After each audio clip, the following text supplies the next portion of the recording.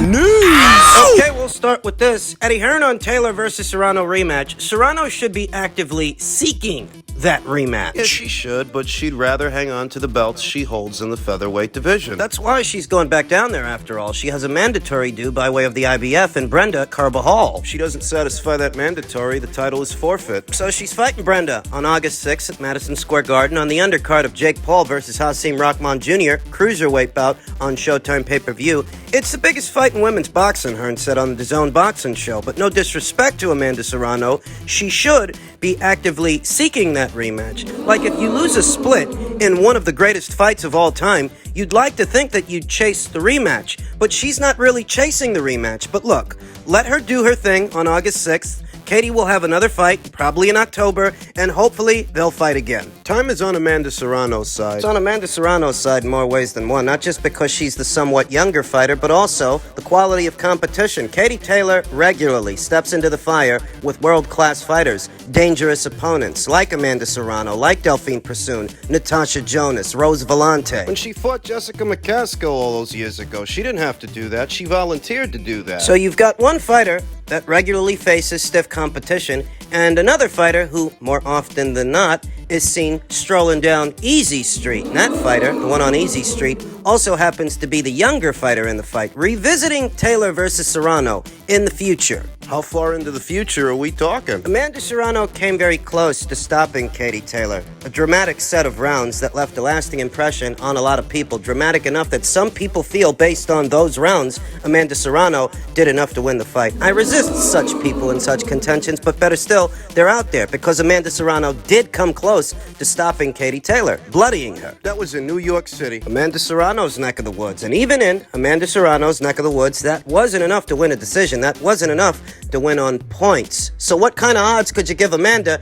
in Katie Taylor's neck of the woods, in Croker Park, where they wanted to do that second fight, that rematch? If you couldn't beat her in New York, you're going to beat her in Ireland. I don't think so. In an immediate rematch situation, I would have favored Katie Taylor to win the second fight in more dominant fashion than she did the rematch, similar to what we saw in the very contentious Delphine Persoon fight and the subsequent second fight, the subsequent rematch. Katie Taylor did do better in the second fight than she did in the first. I think the same would have rung true here if this were an immediate rematch situation, but it's not. It seems that Amanda is putting distance between herself and that second fight. You think she's aging Katie Taylor out? She might be. An interesting quote from Showtime Sports executive Stefan Espinoza: "Our goal is to be in the business with Jake Paul long term. If that's a Diaz fight, an Anderson Silva fight, if it's a Mike Tyson fight, if it's other professional boxers, as long as he's doing credible boxing competitions, competitive fights, legitimate stuff that people have interest in,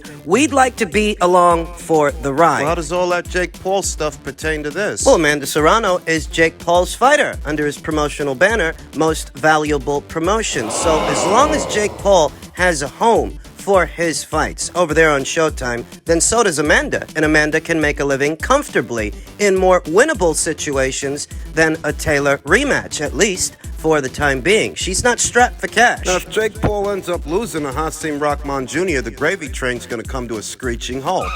But at least for now, she's already fought in one big fight, one major fight, earned one major payday earlier this year, and she's set to rack up her next. She's set to rack up her next payday on August 6th. She is now making better money than she has in the past. She is now making considerably more per fight than she was in previous instances. Thus, she's not forced to chase down Katie Taylor to earn a decent payday. Fighting on Jake Paul's undercard, she could get a six-figure payday every single time. Even if it's on the lower end of six figures, say $200,000 or close to it, $300,000 or close to it. She's getting that kind of money for what are more winnable fights, less risky situations than taking on Katie Taylor for a second time in an immediate rematch. So while I might have favored Katie Taylor to win an immediate rematch in more dominant fashion than she won the first fight, it's clear that there ain't going to be no immediate rematch. How long that rematch takes to make may directly affect the outcome of the fight and who it favors, because Amanda is younger than Katie. She's on Easy Street a lot more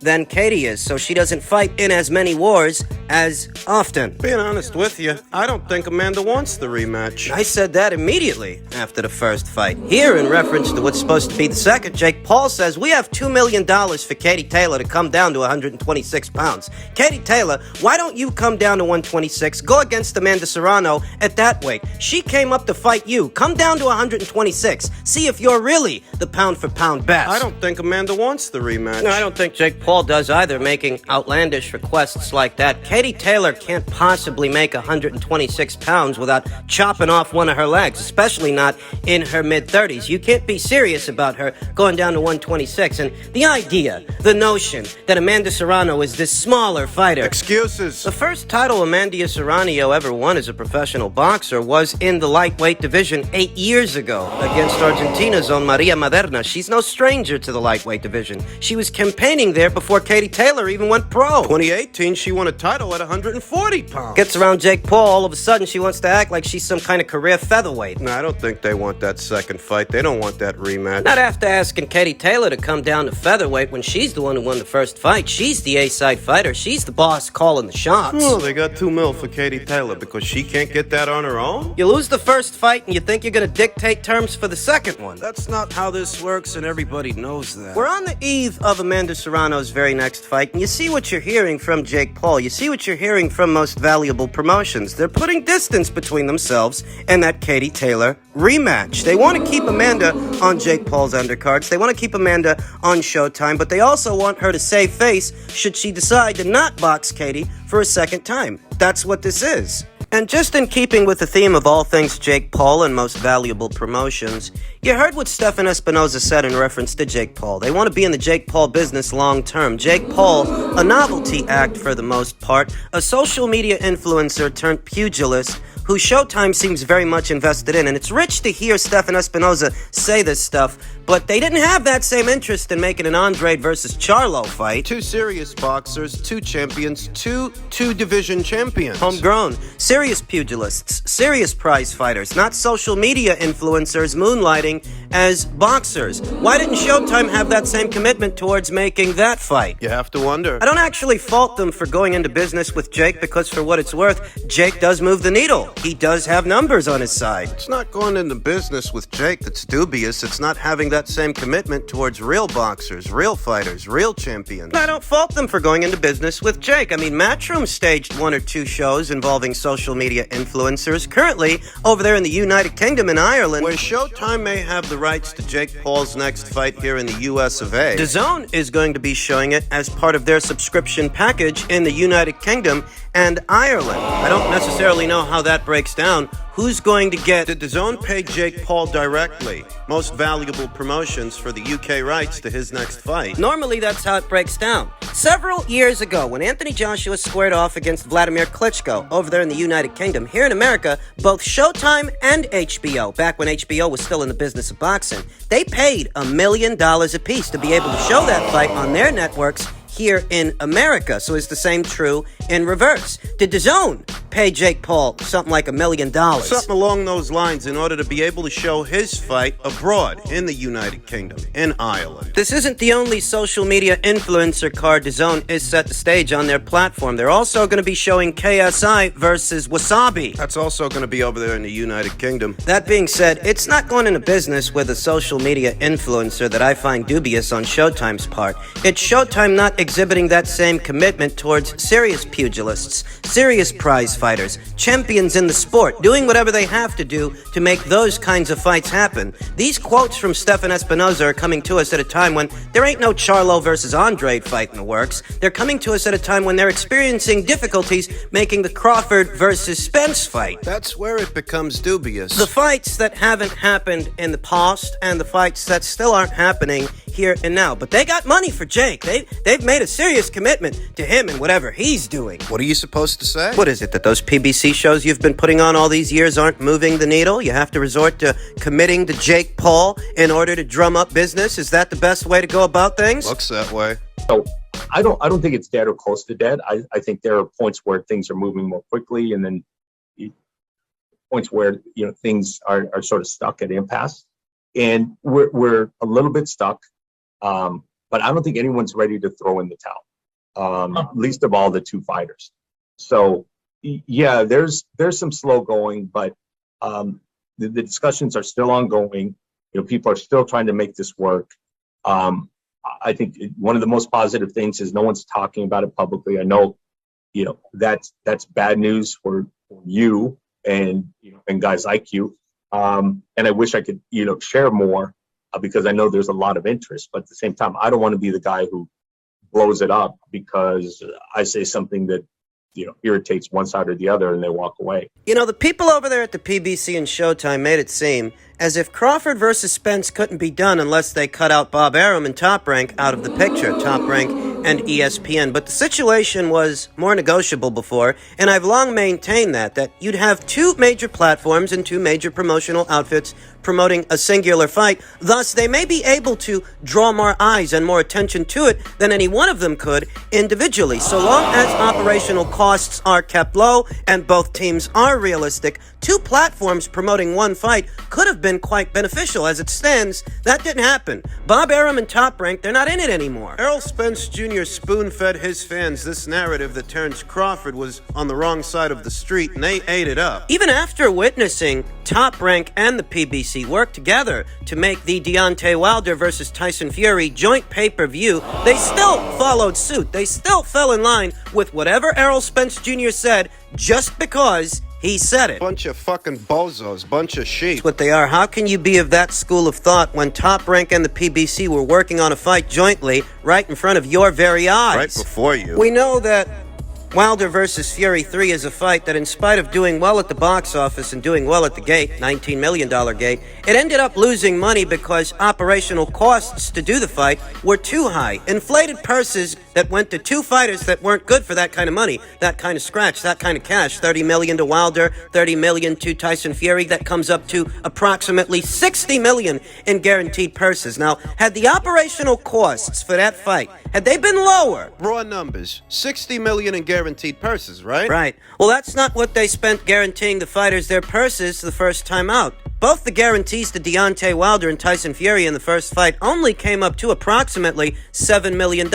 You could have guaranteed both fighters more money for the rematch, for the second fight, but not $30 million apiece. Say you give Deontay Wilder $10 million as opposed to the $4 that he got the first time out. You give Tyson Fury, you give him $5, maybe $6 million. That would have only come out to about $16 million in guaranteed purses as opposed to $60 million. If you keep the operational costs low, the risks are low, and the break-even point is that much easier to hit. But that's not what they did. The pay-per-view did robust numbers at the box office, and at the gate, they made $19 million. By all rights, it should have been a box office success, but it turned out to be a box office flop because they ended up spending more money to make the fight than the fight brought them back. Piracy. That's what Bruce Trampler said. Do you see what kind of numbers they were able to put up with this fight when both teams, both platforms, both promotional outfits were working jointly, working together? Do you see that when they worked together, they were able to bring in over 800,000 pay-per-view buys? I feel the situation was more negotiable when Top Rank was in the picture. Now I'm not so sure. No, it's up to Showtime to do the fight.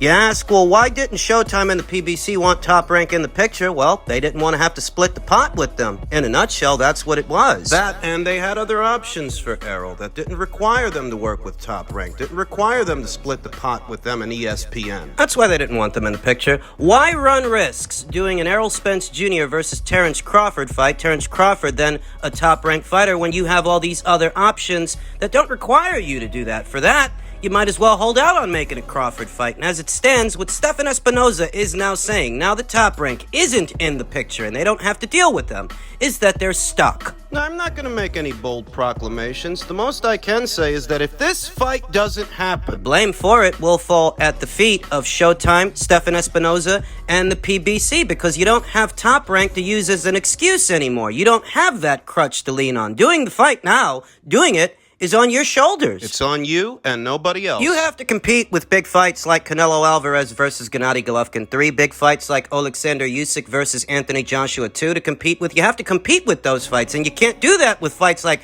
Broner versus Figueroa. This is the best you can do. This is the best you've got.